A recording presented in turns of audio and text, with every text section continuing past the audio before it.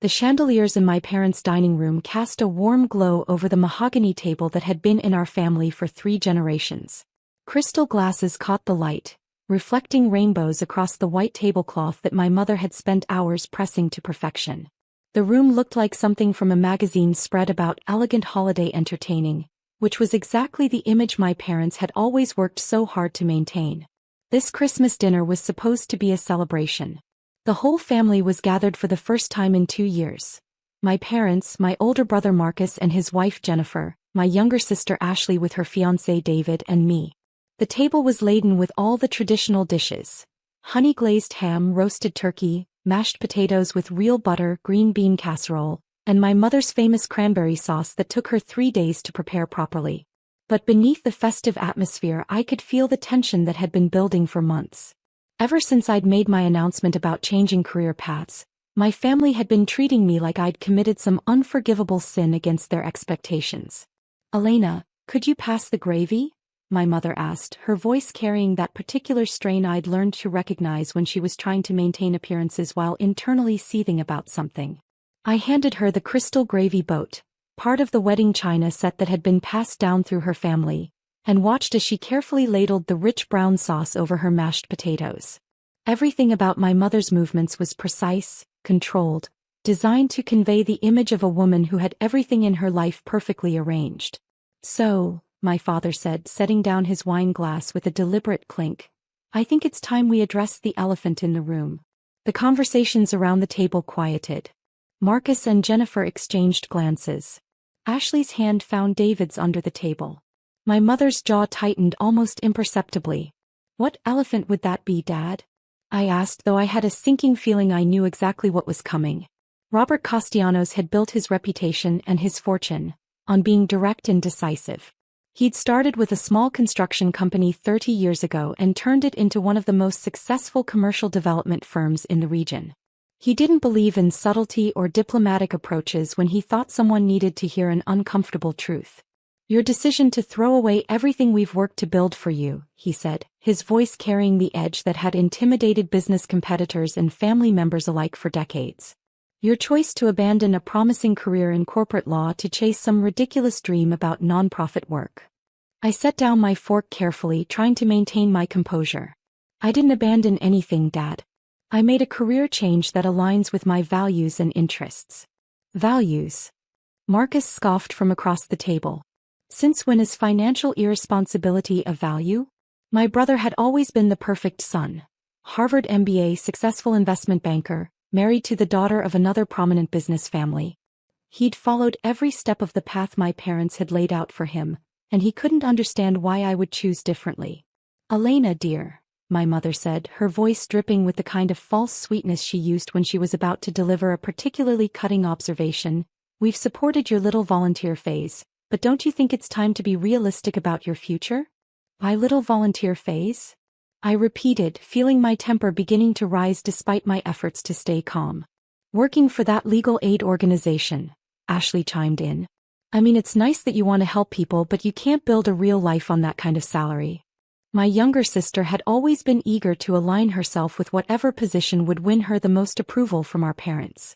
She'd chosen a safe career in marketing for a family friend's company and was planning a wedding that would cost more than most people made in 2 years. "Actually," I said, "I'm not working for a legal aid organization anymore." The table fell silent. This was news to all of them. "What do you mean?" my father asked, his voice taking on a suspicious tone. I took a sip of my wine, a bottle of expensive Cabernet that my father had selected from his personal collection, and smiled. "I mean, I started my own firm 3 months ago. Castellanos Legal Advocacy. We specialize in civil rights law and social justice cases." The reaction was immediate and explosive. "You started your own firm?" my mother gasped. "Without discussing it with us. Without asking for our advice or guidance. You used our family name?" Marcus demanded. "For some bleeding heart legal practice?" "Elena, this is exactly the kind of impulsive decision-making we've been worried about," Ashley said, shaking her head in disapproval. My father's face had turned an alarming shade of red. "You had no right to use the Castellanos name for your amateur legal practice. Our family has a reputation in this community, and I won't have you damaging it with your misguided activism. Misguided activism? I repeated, feeling my carefully maintained composure beginning to crack. Is that what you call fighting for people's rights? I call it naive idealism that's going to destroy any chance you have at a serious legal career, my father shot back. Do you have any idea how much money and influence I've invested in your education and professional development? Law school, internships, connections, all wasted so you can play savior to people who can't pay their bills. Jennifer, who rarely spoke up during family arguments, cleared her throat diplomatically. Maybe Elena just needs some time to get this out of her system. She could always go back to corporate law later. There won't be a later, my father said firmly. Not if she continues down this path. Elena, I'm giving you one chance to end this foolishness.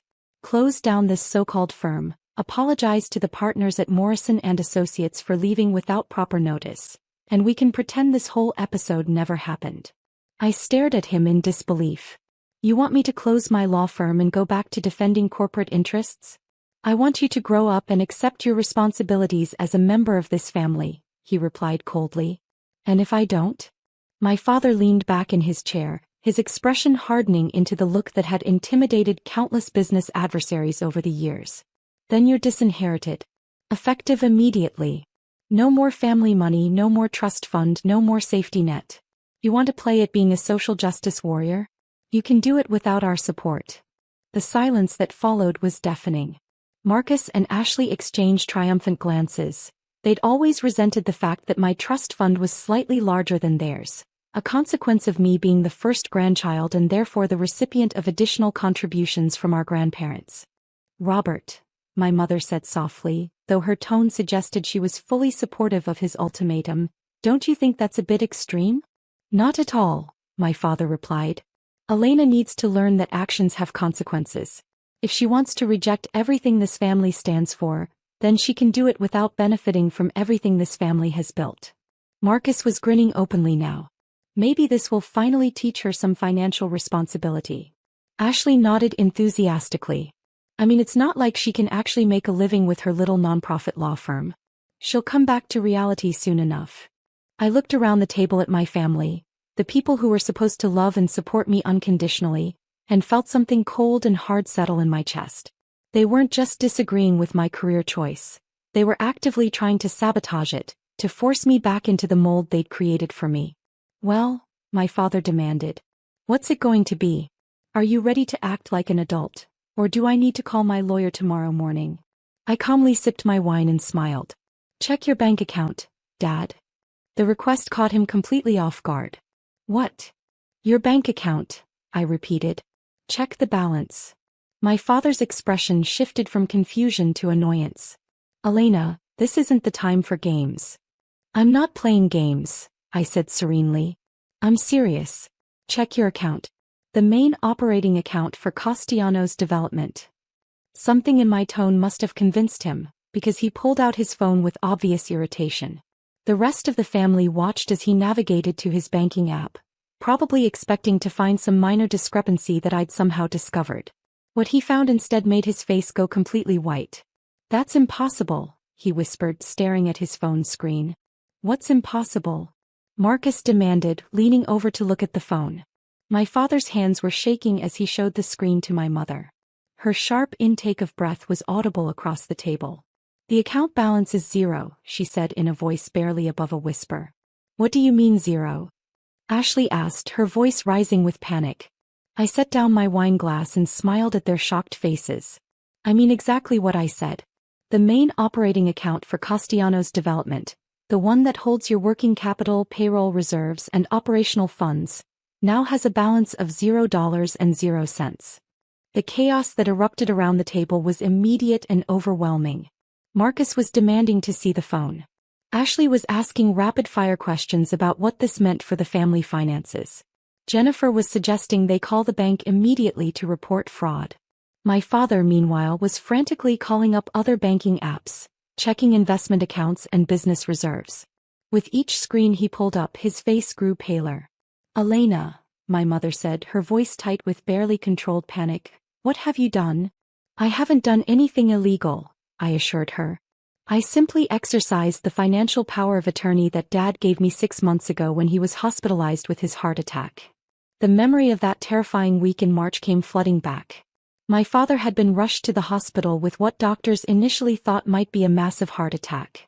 While he was unconscious in the ICU, my mother had been overwhelmed trying to manage both his medical care and the urgent business decisions that couldn't wait for his recovery. I'd been the one to step up. I'd taken leave from my job at Morrison & Associates to handle the most pressing business matters, working 18-hour days to keep Castellanos' development running smoothly. I'd coordinated with project managers, dealt with client concerns, and made the financial decisions that kept the company operational during the crisis. When my father had finally recovered enough to handle legal matters, he'd insisted on formalizing the arrangement by giving me power of attorney over the business accounts. Just in case something like this happens again, he'd said. I need to know someone I trust can keep the company running. You gave her power of attorney? Marcus demanded, turning on my father with obvious fury. Why didn't you give it to me? Because you were in London closing that merger deal, my father replied weakly. Elena was the one who kept everything together. She earned my trust. Earned your trust so she could steal from us? Ashley shrieked. I didn't steal anything, I said firmly. Every transaction I made was completely legal and within the scope of the authority Dad gave me. Then where is our money? My mother demanded. I pulled out my own phone and opened up a document I'd been preparing for months. The funds have been redistributed according to a comprehensive financial restructuring plan that I developed and implemented over the past several weeks. I handed my phone to my father so he could see the detailed spreadsheet I'd created. 40% of the liquid assets have been transferred to a trust fund for displaced workers. I began, watching my family's faces as the implications sank in. These are families who lost their jobs when Castellanos Development demolished low-income housing to build luxury condos. My mother's hand flew to her throat.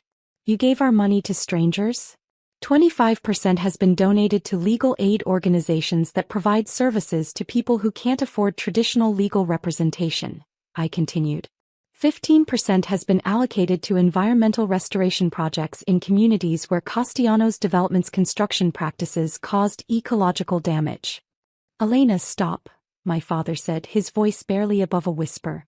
10% has been used to establish the Castellanos Social Justice Fellowship, which will provide grants to young lawyers who want to work in public interest law, I said, reaching the end of my list.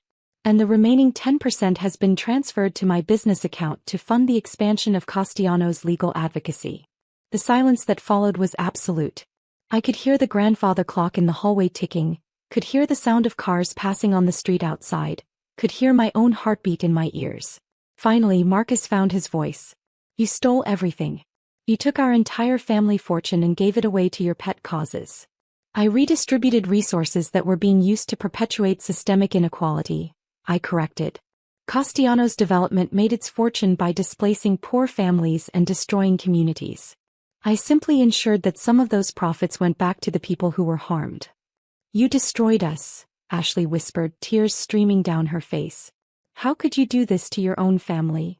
I looked at my younger sister, the woman who had just been celebrating the idea of me being cut off from family money, and felt a mixture of sadness and satisfaction. You want to know how I could do this? I asked quietly. I could do it because 6 months ago, when Dad was lying in that hospital bed, I realized that our family's wealth was built on a foundation of exploitation and harm. Every luxury condo we built meant a dozen families lost their affordable housing. Every commercial development meant a community lost its green space. I gestured around the elegant dining room with its expensive furnishings and artwork. All of this was paid for by making other people's lives worse. And I decided I couldn't be part of that anymore. My father was staring at the spreadsheet on my phone, his face gray with shock and what might have been the beginning of understanding. Elena, some of these donations, the Environmental Restoration Fund, the Displaced Worker Trust, these are addressing problems that our company created. Exactly, I said. I spent months researching every major project Castellanos Development had completed over the past decade. I calculated the social and environmental costs of our business practices. And then I allocated funds to begin addressing the damage we'd done. But you've bankrupted us, my mother said, her voice hollow with disbelief. I've liquidated the cash reserves, I corrected. The company still owns substantial real estate and has ongoing contracts worth millions. Castellanos Development isn't going out of business. It just can't continue operating the way it has been. I pulled up another document on my phone. In fact, I've developed a comprehensive business plan for transitioning the company towards sustainable development practices. Affordable housing projects, green construction methods, community partnerships that benefit rather than displace existing residents. Marcus was shaking his head in amazement. You're insane. Do you have any idea how much money you just threw away? We could have been set for life. We were already set for life, I pointed out. And so were our children and their children. The question is whether we wanted that security to come at the expense of other people's basic human rights. David, Ashley's fiancé, finally spoke up. He'd been silent throughout the entire confrontation, but now he looked pale and shaken. Ashley, maybe we should postpone the wedding. If your family is having financial difficulties. We're not having financial difficulties, Ashley snapped at him. Elena just temporarily moved some money around. Dad will fix this. He'll get our money back. But my father was still studying the spreadsheet, and his expression was thoughtful rather than angry. Elena, this trust fund for displaced workers, how does it work? It provides temporary housing assistance, job training, and small business loans for families who were forced to relocate due to development projects, I explained. The goal is to help them rebuild their lives and find stable housing they can afford. And the environmental restoration? Soil remediation, tree planting, creation of community gardens and green spaces in neighborhoods where development projects removed natural areas, I said. Plus funding for renewable energy installations in low-income housing. My father was quiet for a long moment. Finally, he looked up at me with an expression I'd never seen before, something that might have been pride mixed with regret. How long have you been planning this? He asked. Since the day you gave me the power of attorney, I admitted. I started researching our company's impact and realized I had an opportunity to do something meaningful with the wealth that had been built on causing harm. You planned this entire confrontation, my mother accused. You knew we'd try to pressure you about your career choice. I hoped you wouldn't, I said honestly. I hoped that when I told you about starting my own firm, you'd be proud that I was using my law degree to help people.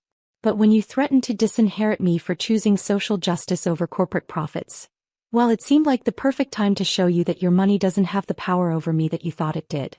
The rest of Christmas dinner passed in a haze of shocked conversations, angry accusations, and gradual acceptance of the new reality. Marcus and Ashley remained furious, convinced that I'd committed some kind of unforgivable betrayal.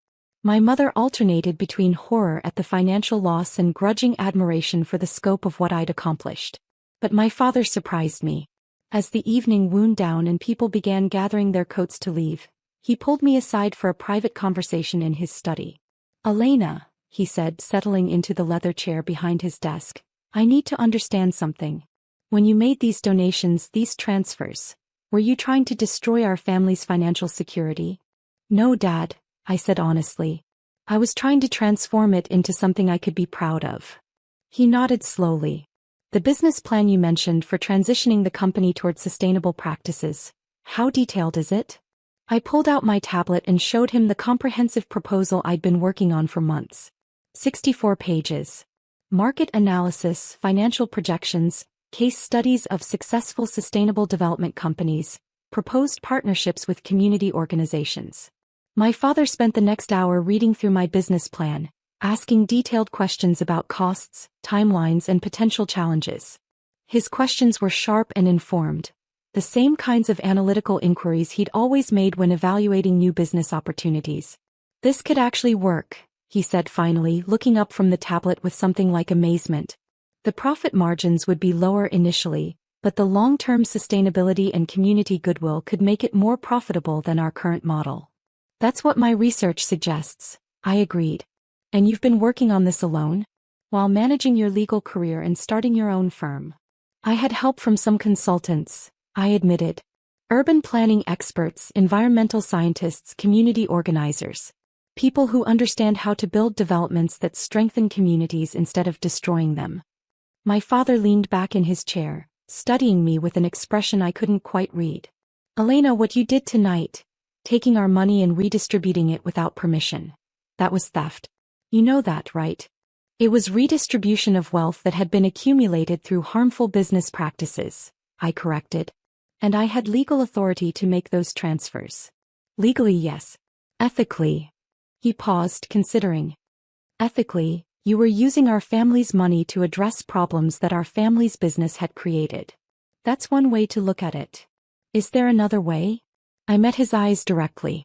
You could look at it as your daughter using the education and opportunities you provided to become the kind of person who fights for justice instead of perpetuating inequality.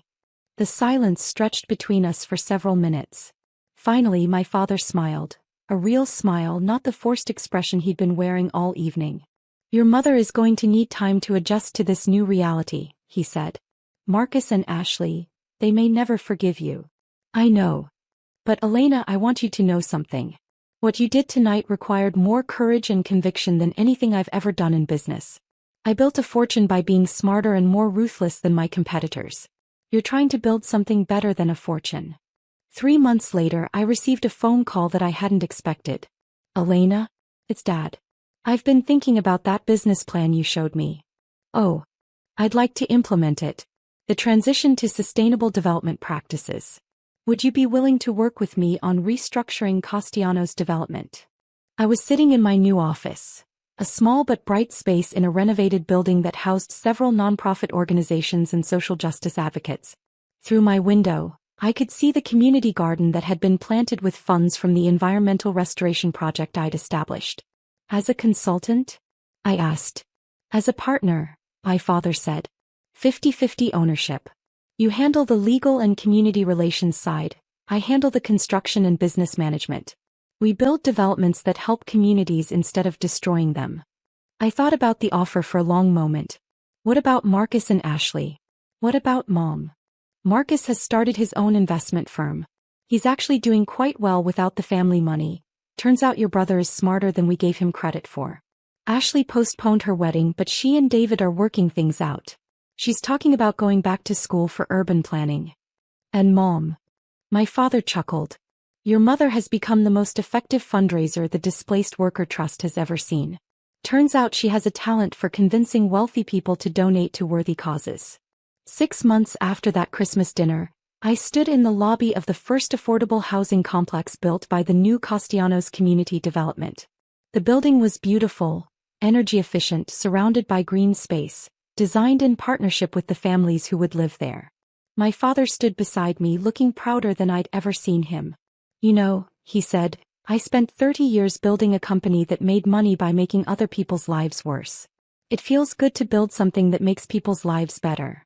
The plaque by the entrance read, Castellanos Community Gardens Apartments.